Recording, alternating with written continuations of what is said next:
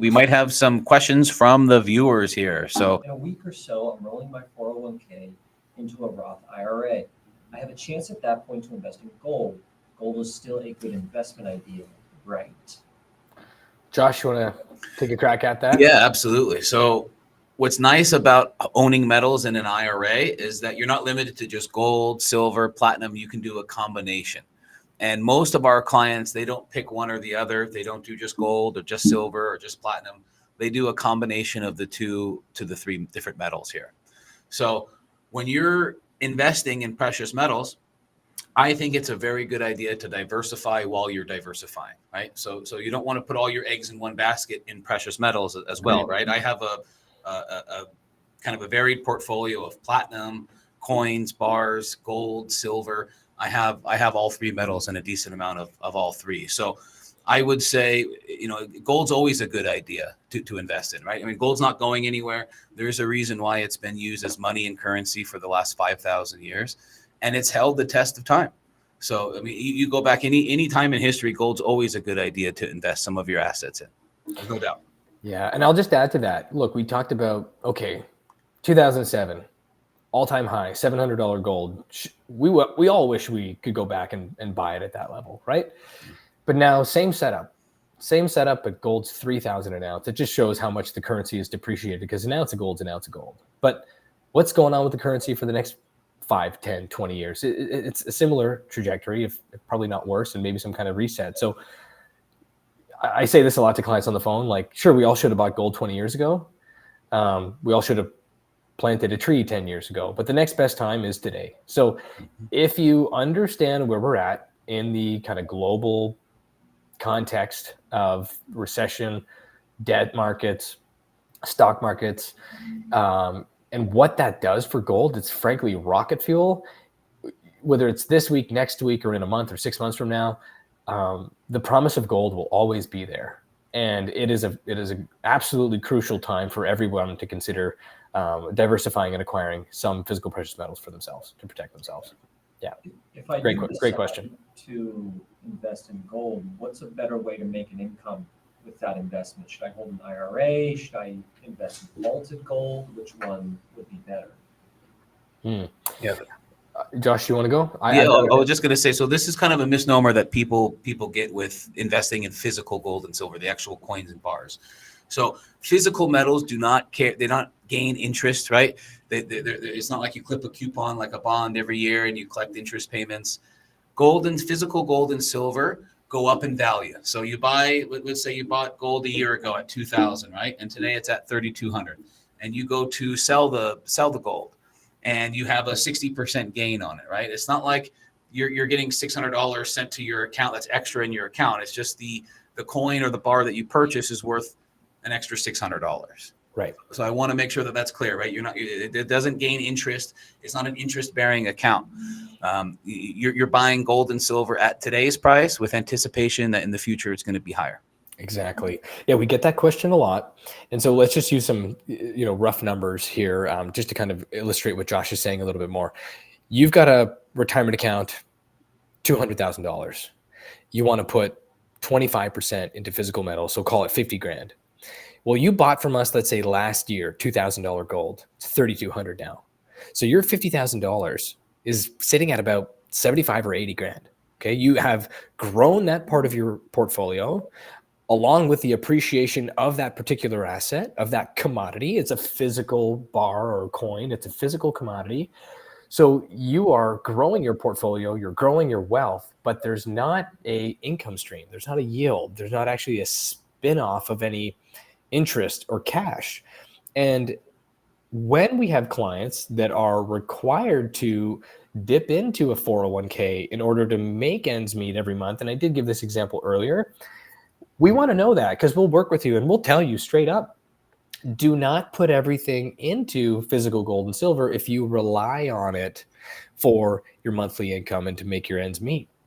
You want to think about physical metals as, if I can look at my portfolio and I can think of a chunk of that I don't need to touch or access for up to 2 years, I can safely put that into physical precious metals, because 2 years from now, anyone who bought from me 2 years ago is up 40 to 60%. So you do not want to overcommit to physical metals if you rely on your retirement accounts for monthly income because they don't spin off interest. But if you have a portion of your portfolio that you are looking to protect longer term, 2 years or more, you can safely park that in gold and silver, a little bit of platinum, knowing that you're in a structural bull market for many, many years while everything else is probably getting hit. Okay. Josh, anything to add there? Did I do an okay job? No, that was great. That was great. Yeah, that was awesome. So how do I decide what percent of my portfolio I should dedicate to precious metals? Is that different for everyone? Yeah, absolutely. And this is probably one of the most common questions that we get here at Noble Gold, right? How much should I do in metals? How much should I leave in the stock market? And I've said this before, and I'll say it again. I always have the same response to everybody who asks me that question. It's you're asking me the wrong question. You need to be asking yourself, how much do you want to leave exposed in the stock market, exposed in the dollar? Not how much do you want to protect with gold and silver. So for some people, that's 10%. For some people, that's 25%. For some people, that's 100%. I mean, there's no real right or wrong answer for that. Right. I feel very comfortable. I'm probably 70, 80% of my assets are in physical metals, and I feel very comfortable. Yeah, and mine's even higher. And again, I don't recommend this for clients, but my total exposure to the physical metals markets is about 90%. I've been doing this 8 or 9 years as an investor, working here for 4. Love what I do, love the space, love the investment. I'm very passionate about how gold and silver are actually going to protect your wealth better than any other asset class. I think, frankly, they're going to be the only game in town. Within a couple of years, that'll be obvious. It might not be to retail investors right now, as we've seen. But if I'm right, you can't lose in this space. But the answer to how much is case by case, person to person. You've got to look at everything. We're not financial advisors. We cannot tell you how much. Okay. I have 2 rules of thumb. It's very similar to Josh's response. The first is whatever amount of your portfolio you can go without touching for 2 years, you can safely put that into gold and silver, knowing you're probably looking at fairly significant returns in that time frame just based on current trends and where I think we're going. The other part of it is how much do you want to leave exposed to a crash in the dollar, a crash in the bond market, and a crash in the stock market. Those types of risks are very real, as we've talked about and as we've illustrated here today. So if you can leave it alone for 2 years or more, you can safely put that into gold and silver. But also, if it's something you want to protect and you want to make sure you're de-risking from all these other elements in the financial markets, that you can put in the physical gold and silver as well. But for everyone, there's a different answer. Yeah. Just call us and we'll walk you through it. And ultimately, it's up to the client.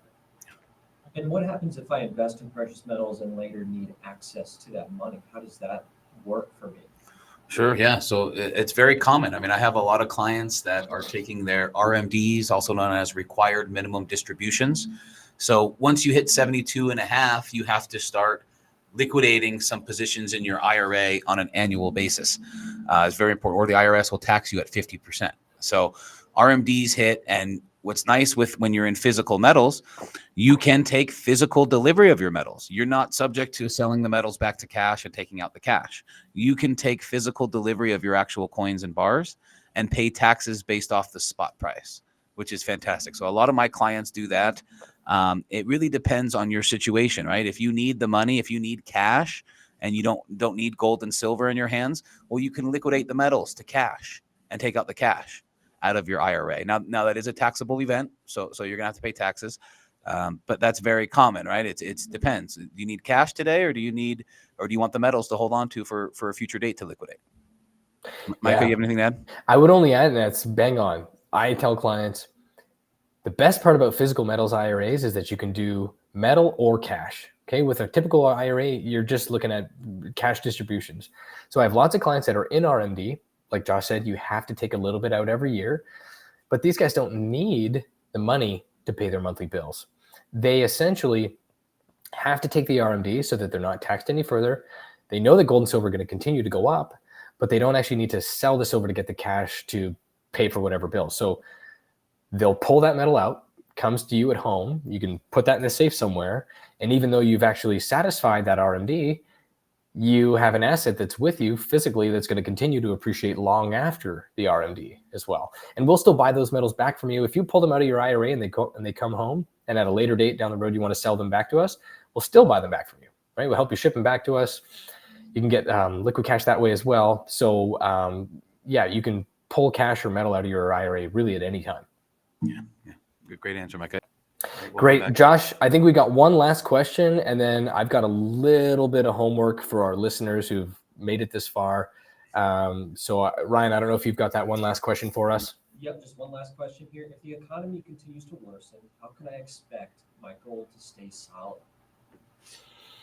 Josh, you want to take a crack at it? I got an answer, but you go ahead. Yeah, so historically, gold and silver do very well in times of uncertainty, in times of high inflation, in times of a weak dollar.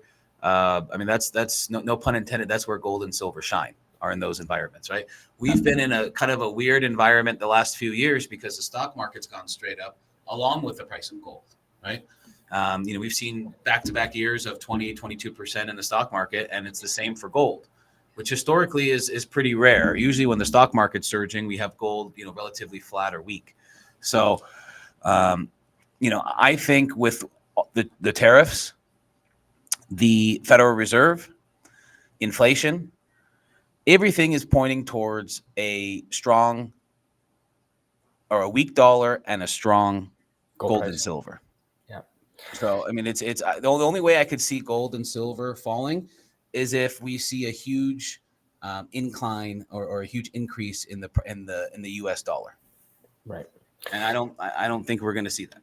Yeah, I basically tell people, look, my views will turn bearish on gold if we have a government with no debt, no spending, no money printing, and that's exercising fiscal restraint and austerity. And of course, we don't have that. I don't think we'll ever have that under any administration. And so what I would add to Josh's answer is all those things: recession, weak dollar, inflation.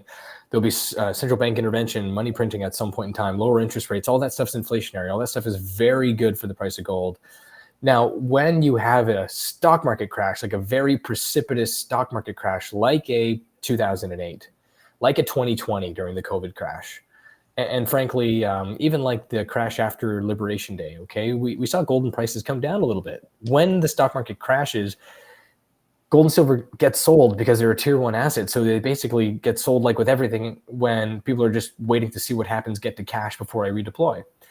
But in these major instances, like a 2008 or a 2001, what gets triggered is what I call like a capital rotation event. The stock market's been benefiting from inflows for years, right? And most recently, they're at an all-time high. But when the writing becomes on the wall for the retail investor that the stock market's likely going sideways or down for many years, and I think we're in that now, this is the very beginning of this phase, when it becomes obvious that that's what we're in, you get what's called a rotation of capital, where people sell their stocks and they sell their bonds and they have a flight to safety, which is physical gold and silver. And when that rotation of capital occurs is when the price goes crazy, right? Again, gold tripled in 3 years after 2008, peaking in 2011. Silver, on the other hand, went up 8.5 times in 3 years, from $7 to $50 in 3 years.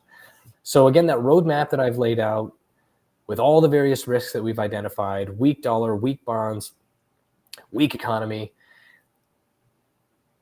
we're going to see this rotation of capital occur in earnest, and we could see the stock market and the economy go down or flat for years, whereas gold and silver are going ballistic. And so, I think that that's obviously a lot of things to happen between here and there, but I remain pretty steadfast in that forecast. And I believe it. I'm invested in it. I think that's where we're going. That's why we try to help people every single day here at Noble Gold, just to understand some of these various elements. They can be complex, but this is a very simple investment format. Gold and silver are the oldest asset classes around. It's a set it and forget it, be right, sit tight type of investment. If you want to stop worrying about this and that and all the other things in the day-to-day swings, you just buy gold and silver for the amount of your portfolio that makes sense for you, and you can count on that being a wealth preservation and a wealth protection asset for still many, many years to come. So this one last piece of homework that I have, and then we'll let Josh wrap up here, let you know how to get a hold of us and stuff. But the homework that I have for our listeners that have made it this far is go and get your retirement account statement from the end of December 2024, so Q4 2024, and get that laid on your table. Sit down at your kitchen table with your spouse. Go and get your March 31st statement, so Q1 of 2025, and compare them. And the situation in the current stock market is actually worse than a couple of weeks ago on the 31st of March. But we're not kidding. 15 to 20% is what most people are going to be looking at in terms of overall losses in 3 months. Okay, so go find your statement, figure out what you're invested in, figure out what your portfolio has done over the last 3 months, and then decide for yourselves what part of that retirement account makes sense to have protected in physical metals for the long term, and give us a call. Absolutely. Yeah. And a way to get a hold of us is you can go to our website, noblegoldinvestmentsplural.com, or you can give us a call directly here. Talk to Micah, talk to myself. We have a lot of great sales associates that can answer any questions you have, help educate you on the process, and see if this is a good fit for you. So our phone number here at Noble Gold is 877-646-5347. We look forward to hearing from all of you today.